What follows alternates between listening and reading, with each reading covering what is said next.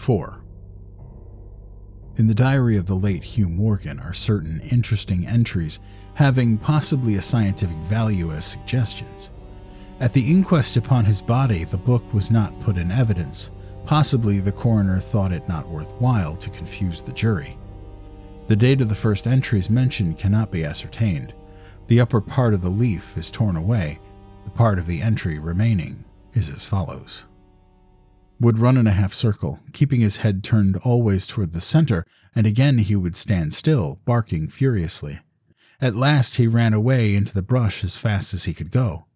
I thought at first he had gone mad, but on returning to the house found no other alteration in his manner than what was obviously due to fear of punishment. Can a dog see with his nose? Do odors impress some olfactory center with images of the thing emitting them?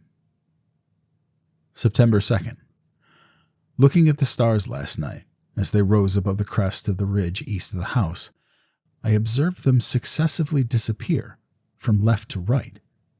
Each was eclipsed but an instant, and only a few at the same time, but along the entire length of the ridge, all that were within a degree or two of the crest were blotted out.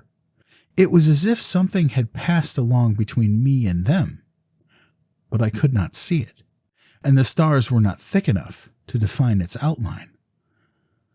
I don't like this. Several weeks' entries are missing, 3 leaves being torn from the book. September 27th. It has been about here again. I find evidences of its presence every day. I watched again all of last night in the same cover, gun in hand, double charged with buckshot. In the morning the fresh footprints were there as before. Yet I would have sworn that I did not sleep. Indeed, I hardly sleep at all. It is terrible, insupportable. If these amazing experiences are real, I shall go mad. If they are fanciful, I am mad already. October 3rd. I shall not go. It shall not drive me away. No, this is my house, my land. God hates a coward. October 5th. I can stand it no longer. I have invited Harker to pass a few weeks with me. He has a level head. I can judge from his manner if he thinks me mad. October 7th. I have the solution of the problem. It came to me last night, suddenly as by revelation. How simple, how terribly simple.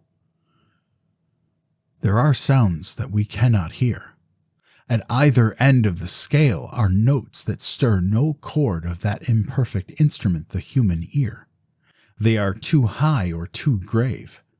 I have observed a flock of blackbirds occupying an entire treetop, the tops of several trees, and all in full song.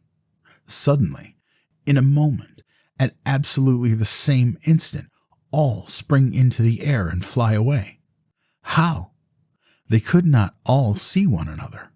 Whole treetops intervened. At no point could a leader have been visible to all. There must have been a signal of warning or command, high and shrill above the din, but by me unheard. I have observed, too, the same simultaneous flight when all were silent, among not only blackbirds, but other birds, quail, for example, widely separated by bushes, even on opposite sides of a hill. It is known to seamen that a school of whales basking or sporting on the surface of the ocean miles apart, with the convexity of the earth between them, will sometimes dive at the same instant, all gone out of sight in a moment. The signal has been sounded, too grave for the ear of the sailor at the masthead and his comrades on the deck, who nevertheless feel its vibrations in the ship as the stones of a cathedral are stirred by the bass of the organ. As with sounds, so with colors. At each end of the solar spectrum, the chemist can detect the presence of what are known as actinic rays. They represent colors, integral colors in the composition of light, which we are unable to discern. The human eye is an imperfect instrument. Its range is but a few octaves of the real chromatic scale. I am not mad. There are colors that we cannot see. And God help me, the damned thing is of such a color.